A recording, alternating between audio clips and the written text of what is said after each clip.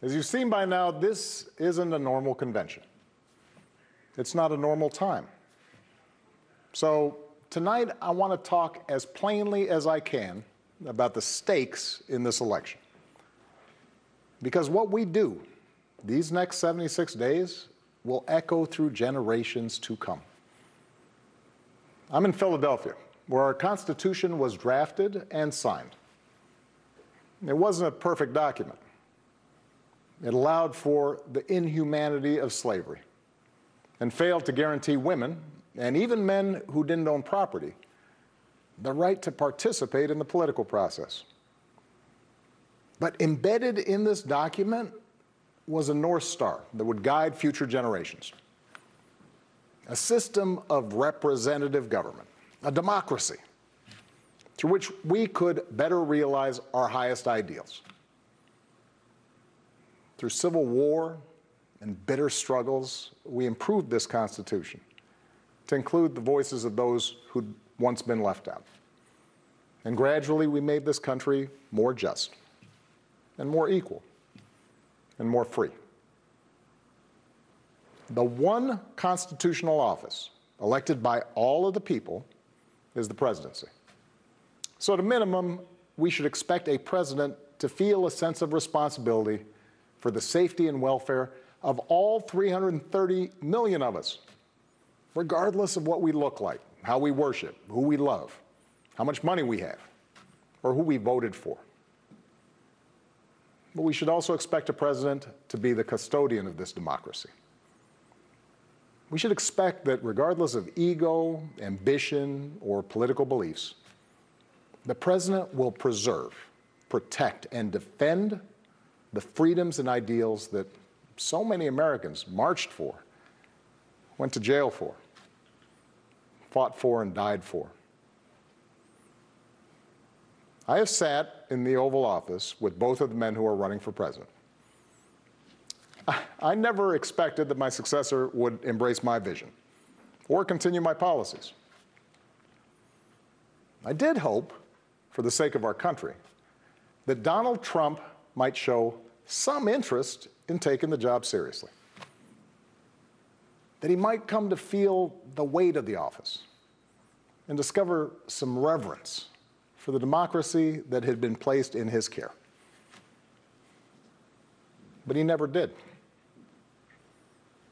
For close to 4 years now, he has shown no interest in putting in the work, no interest in finding common ground, no interest in using the awesome power of his office to help anyone but himself and his friends. No interest in treating the presidency as anything but one more reality show that he can use to get the attention he craves. Donald Trump hasn't grown into the job because he can't. And the consequences of that failure are severe. 170,000 Americans dead. Millions of jobs gone, while those at the top take in more than ever. Our worst impulses unleashed, our proud reputation around the world badly diminished, and our democratic institutions threatened like never before. Now, I know that in times as polarized as these, most of you have already made up your mind. But maybe you're still not sure which candidate you'll vote for, or whether you'll vote at all. Maybe you're tired of the direction we're headed, but you can't see a better path yet, or you just don't know enough about the person who wants to lead us there. So let me tell you about my friend, Joe Biden. 12 years ago, when I began my search for a vice president, I didn't know I'd end up finding a brother. Joe and I come from different places, different generations, but what I quickly came to admire about Joe Biden is his resilience, born of too much struggle, his empathy, born of too much grief. Joe is a man who learned early on to treat every person he meets with respect and dignity, living by the words his parents taught him. No one's better than you, Joe. But you're better than nobody. That empathy, that decency, the belief that everybody counts, that's who Joe is. When he talks with someone who's lost her job, Joe remembers the night his father sat him down to say that he'd lost his. When Joe listens to a parent who's trying to hold it all together right now, he does it as a single dad who took the train back to Wilmington each and every night so he could tuck his kids into bed. When he meets with military families who've lost their hero, he does it as a kindred spirit, the parent of an American soldier, somebody whose faith has endured the hardest loss there is. For 8 years, Joe was the last one in the room whenever I faced a big decision. He made me a better president, and he's got the character and the experience to make us a better country. And in my friend Kamala Harris, he's chosen an ideal partner who is more than prepared for the job. Someone who knows what it's like to overcome barriers and who's made a career fighting to help others live out their own American dream. Along with the experience needed to get things done, Joe and Kamala have concrete policies that will turn their vision of a better, fairer, stronger country into reality. They will get this pandemic under control, like Joe did when he helped me manage H1N1 and prevent an Ebola outbreak from reaching our shores. They'll expand health care to more Americans, like Joe and I did 10 years ago, when he helped craft the Affordable Care Act and nail down the votes to make it the law. They'll rescue the economy, like Joe helped me do after the Great Recession. I asked him to manage the Recovery Act, which jump-started the longest stretch of job growth in history. And he sees this moment now, not as a chance to get back to where we were, but to make long overdue changes so that our economy actually makes life a little easier for everybody. Whether it's the waitress trying to raise a kid on her own, or the shift worker always on the edge of getting laid off, or the student figuring out how to pay for next semester's classes.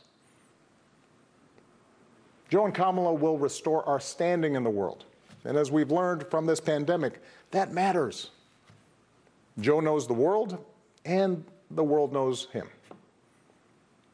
He knows that our true strength comes from setting an example that the world wants to follow. A nation that stands with democracy, not dictators. A nation that can inspire and mobilize others to overcome threats like climate change and terrorism, poverty and disease. But more than anything, what I know about Joe, what I know about Kamala, is that they actually care about every American, and that they care deeply about this democracy. They believe that in a democracy, the right to vote is sacred, and we should be making it easier for people to cast their ballots, not harder. They believe that no one, including the president, is above the law, and that no public official, including the president, should use their office to enrich themselves or their supporters. They understand that in this democracy, the commander-in-chief does not use the men and women of our military who are willing to risk everything to protect our nation as political props to deploy against peaceful protesters on our own soil. They understand that political opponents aren't un-American just because they disagree with you. A free press isn't the enemy, but the way we hold officials accountable. That our ability to work together to solve big problems like a pandemic depend on a fidelity to facts and science and logic, and not just making stuff up. None of this should be controversial. These shouldn't be Republican principles or Democratic principles. They are American principles.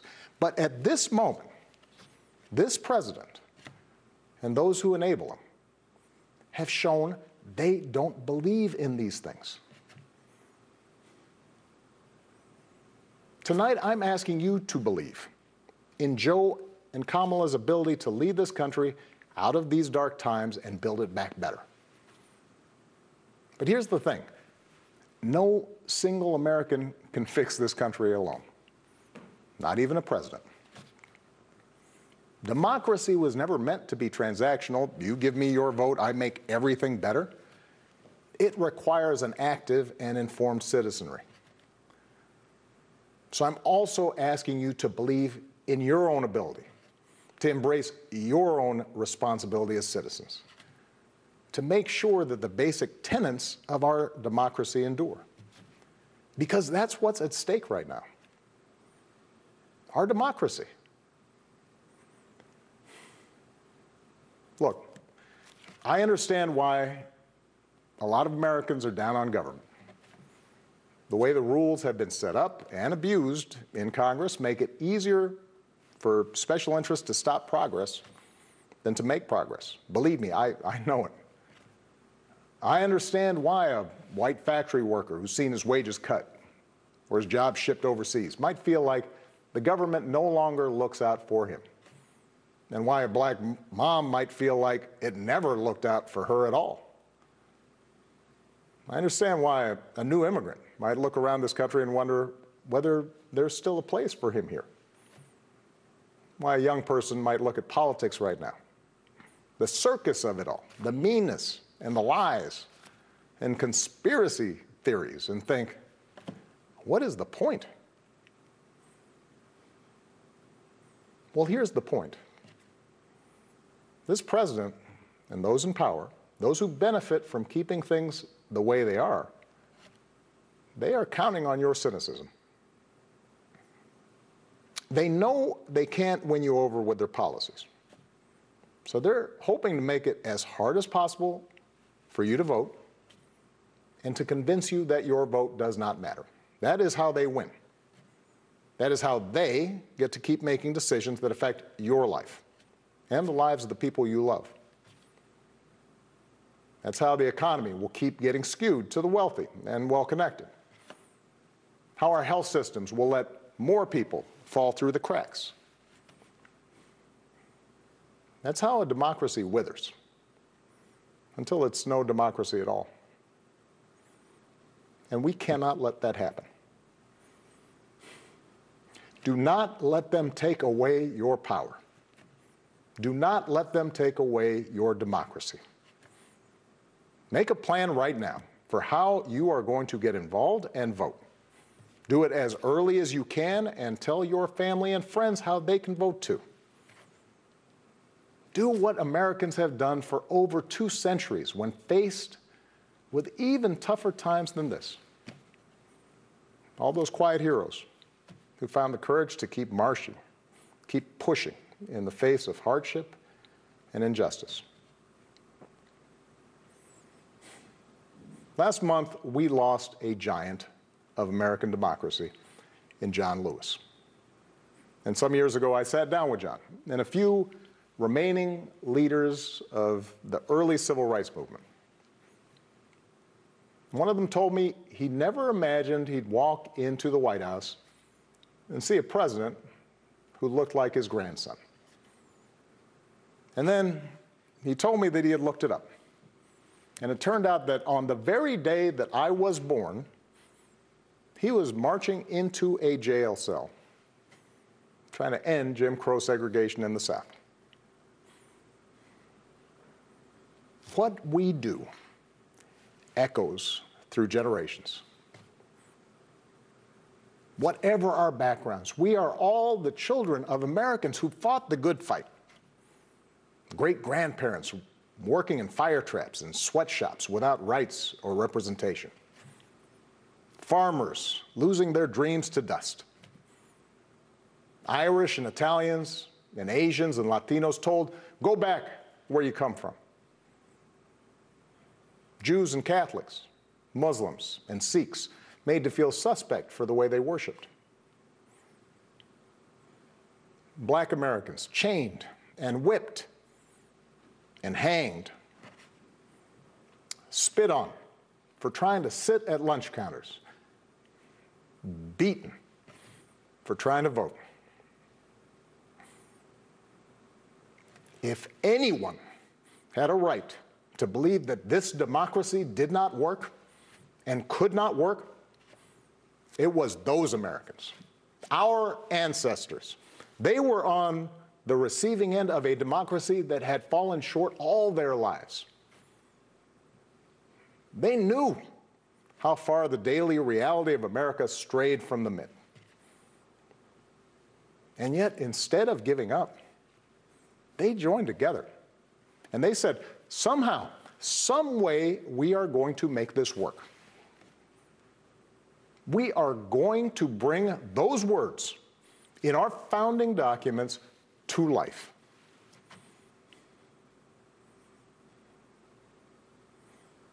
I have seen that same spirit rising these past few years. Folks of every age and background who packed city centers and airports and rural roads so that families wouldn't be separated, so that another classroom wouldn't get shot up, so that our kids won't grow up on an uninhabitable planet. Americans of all races joining together to declare, in the face of injustice and brutality at the hands of the state, that Black lives matter. No more, but no less. So that no child in this country feels the continuing sting of racism. To the young people who led us this summer, telling us we need to be better, in so many ways, you are this country's dreams fulfilled.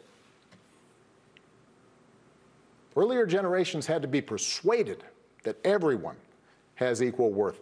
For you, it's a given, a conviction. And what I want you to know is that for all its messiness and frustrations, your system of self-government can be harnessed to help you realize those convictions for all of us. You can give our democracy new meaning. You can take it to a better place. You're the missing ingredient. The ones who will decide whether or not America becomes the country that fully lives up to its creed. That work will continue long after this election. But any chance of success depends entirely on the outcome of this election. This administration has shown it will tear our democracy down if that's what it takes for them to win. So we have to get busy building it up by pouring all our efforts into these 76 days and by voting like never before for Joe and Kamala and candidates up and down the ticket so that we leave no doubt about what this country that we love stands for today and for all our days to come. Stay safe. God bless.